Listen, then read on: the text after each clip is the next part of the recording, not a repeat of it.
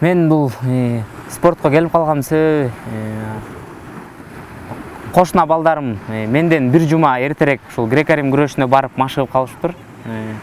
Андан аларга эрчип, алар мага баягы мактанышып айтышты да, биз ушундай күрөшкө баратабыз дешип. Анан мен ошолорго эрчип, алар мага түрткү болуп, себепкер болуп калышты да, ушул грек-рим күрөшүнө алып барганга. Аттарын атай кетсем, Келдибек, Өмүркул деген сосед балдарыбыз, ушулар эрчитип барып калышты. Грек-рим күрөшүнө келип калган себеби мен Таластан кулуну болом, Бакай тарабынын Өзгөш айылында. Биздин айылда эркин күрөш жана бокс, футбол деген болгон эмес. Бир эле грек-рим күрөшү болгон, ошондуктан грек-рим күрөшүнө келип калдым. Бул күрөштүн эмеси кандай болот? Башка эмеден, айырмасы да? Башка спорттон айырмасы бул кандай десем, эркин күрөштөн айырмасы баягы эркин күрөш буттан кармайт. Биздики тока белден өйдө күрөшөбүз да. Эркин күрөштөн айырмасы ошондой. Эми башка спорттон айырмасы чоң эле баягы футбол деген футбол топ тебип деген эле. Эми футболдон айырмасы баягы асман менен жердей да, баягы эркин күрөш менен айырмасы ушундай буттан кармаман, эмеде жүздодон болсо алар кийим кийип күрөшөт, а бизде кийим эмес, өз үстүндө трико деп коет, ошондой кийип күрөшөбүз. Эми кандай эмнеси менен жагат? Бул грек-рим күрөшү мен 12 жыл уже машыгып атам. Негизи азыр кайта башынан келсем, мен ушул грек-рим күрөшүнө келет белем, келбейт белем билбейм. Себеп дегенде мага өзү жүздө жагат, баягы эмегечи машыкканга. Футбол жагат, баягы эмнеге деген грек-рим күрөшүнө мен салмак аябай көп кетирем. Бизде салмак куу деген, кетирүү деген бар. Ошолдон бир аз азыр кыйналып атам кетиргенден. Эми бая бул бизге кандай десем, жумуш болуп калды грек-рим күрөшү. 12 жыл машыккандан кийин бир нерсени аягына чейин чыгыш керек да. Спорттун эң чокусу олимпиада болуп атат. Ушу олимпиадага жолдомо алып атабыз, азыр Кудай буйрса. Эми баягы бул спорттун эң чокусу олимпиадада. Бул ар бир сиз туура айтып атасыз, ар бир спортчу катышкысы келет. Баягы бул жолдомо алыш эле абдан бир кыйынчыкка туура келип атат алыш. Биз мына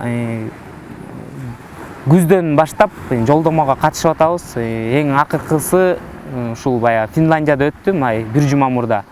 Жолдомону араң тырышып атып алдык да. Эми олимпиадага биз бул жолдомо алыш үчүн эле аябай аракеттендик да, даярдык көрдүк. Эми олимпиадага да биз мындан дагы жакшыраак даярдыктарды көрөбүз. Азыр Көлдө сбор өтөбүз, азыр жакшы сбор. Андан кийин Украинада сбор өтөбүз. Анан Польшада чоң бир мелдеш болот. Азыр Польшага олимпиаданын алдында ошо Польшага барып, өзүбүздү кандай даяр экенибизди көрүп, анан олимпиадага барабыз. Кудай буйруса, жакшы даярданабыз.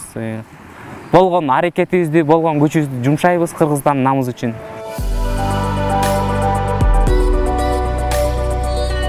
Жолдомо алганда ушул полфинал деп орусча айтканда полфиналды утуп чыкканда өзүм бир аз сүйүнүчтөн ыйлап жибердим. Жашырбастан айтайын. Сүйүнүчтөн ыйлап жибердим. Буга чейин 3 жолу жолдомого катышып ала албай, анан жолдомо ала албай каламбы, ушунча машыгып жүрүп, 12 жыл машыктым. Анан жолдомо ала албай калам деп алгандан бир аз сүйүнүч болуп ыйлап жибердим. Бардык кыргыз өзүбүз менен баргандарды кучактап, аябай сүйүндүм чынын айтсам. Эми биринчи бул күзүндө Турцияда дүйнөлүк чемпионат мирада мен да ушундай жолдомо алыш үчүн Кытай менен беттешип калдым. Кытайды утсам эле жолдомо алмакмын. Ага чейин көп балбандарды уткам, америкалык балбанды уткам, ушул ага чейин көп балбандарды утуп келип, именно ошол Кытай менен ута турган жерден бир аз калыстар судьясы тигиге бир аз үстөмдүүлүк кылып тартып койду. Анан абдан ызаланып, ошодон баштап келгенден баштап тынбай иштеп, тренировка аябай машыктым. Андан кийин Астанада, Казакстанда болду. Анда дагы кореялык балбанды утуп, күчтүү балбанды утуп, анан япониялык балбанга утулуп калдым. Анда дагы япониялык балбанды утканда эле жолдомо алмакмын да. Ошону алгандан кийин анан кейип, аябай ыйлагым келип, ызырынып эметтим. Анан ушул Финляндияда Кудай буйрук экен алып калдым. Күрөш менен да болот. Грек-рим күрөшү менен эми баягы эс алуу дегенге бул болбойт. Бул биз үчүн кандай десем бул жумуш. Ушул менен баягы айлык алып, ушу менен жашообуз өтүп аткандан кийин күнүгө 2 маал машыгабыз. Будан деле чарчайсың аябайчы. Жумуш болуп калды да бул бизге 12 жылдан бери машыгып аткандан кийин баягы бирдемесеге жетейик деп алдыга койгон эмебиз бар да, максатыбыз ошого жетейин деп аракеттенип атабыз да.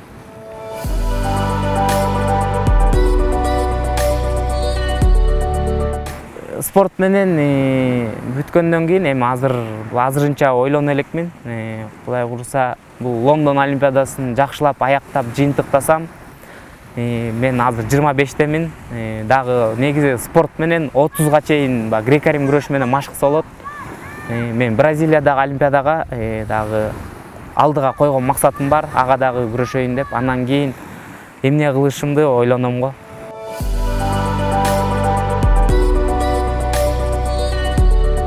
Эми баягы үйлөнөйүн деген азыр оюмда жок.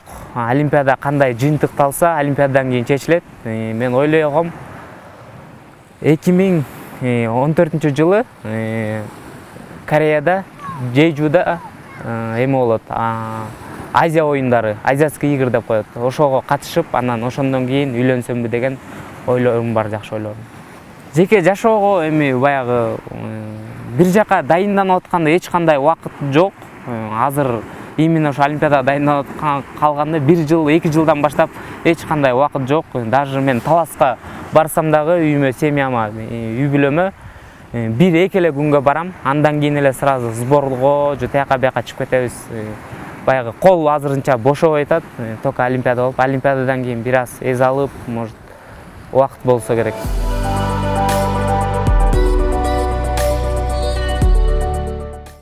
Менин хоббим футбол. Футбол көп жакшы көрөм, аябай. Футбол ойноп, шаардагы дос балдарым чогулуп, атайын азыр эмелер ачылбады, стадиондор, мини футбол деп коет, кичекей эми поляда. Ошо футболго көбүрөөк ойнойбуз досторум менен. Ошо эми кумир туткан күрөштө негизи менин өзүмдүн салмагымда эле ирандык балбан бар.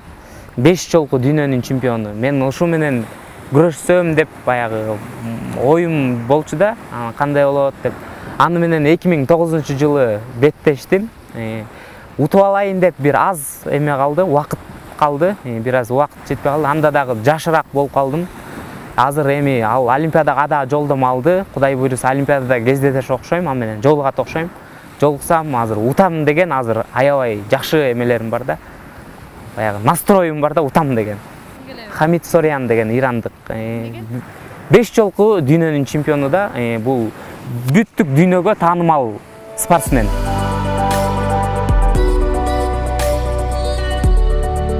Ата-энем жында апам мугалим болуп иштейт. Өзгөрүш айылында Таласта сабак берет.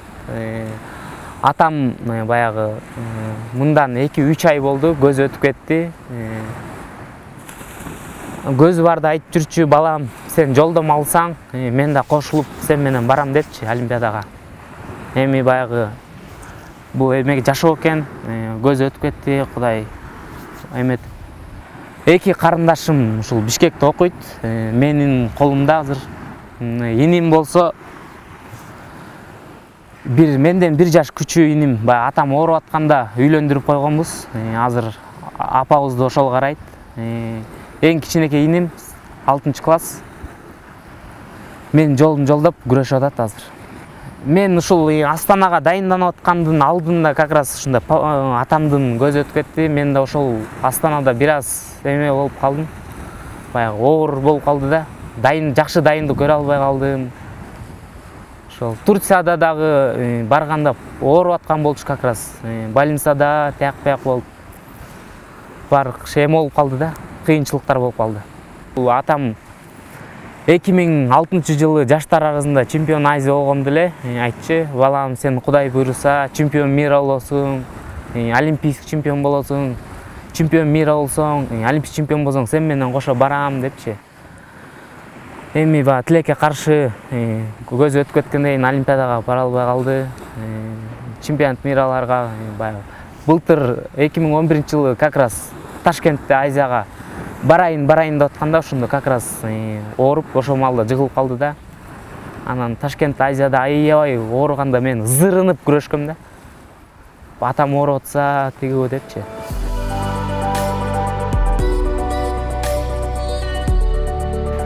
Мен өзүм баягы кичинекейимен баягы ислам динин түшүнгөндөн баштап бир мечит салайын деген ойлорум бар. Кудай буйрса олимпия чемпион болсом бир мечит салганга аракет кылам.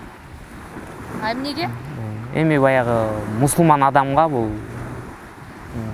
кандай десем, мечит салып парз эмес, просто эме да. Сооп, көбүрөөк сооп чабылат.